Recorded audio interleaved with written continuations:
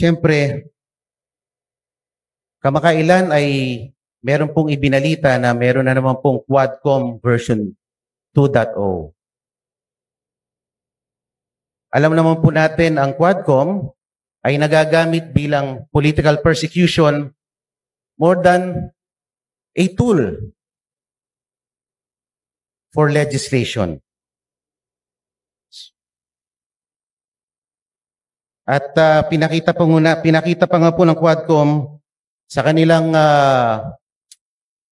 performance last year that it assumed judicial and prosecutorial roles, which is beyond the ambit of its legislative function. Mr. Speaker, the continued defiance of the House of Representatives has been truly remarkable. Sana naman po ay baguhin na natin ang ating estratehiya. Sa akin lang naman po. Dahil ako'y miyembro ng 20th Congress, bakit hindi po natin baguhin or reassess ang ating strategies? Kaysa bumabakbak tayo ng bumabakbak ng ating political adversaries. Bakit di na lang po natin galingan? Total, meron naman po tayong 3 taon pa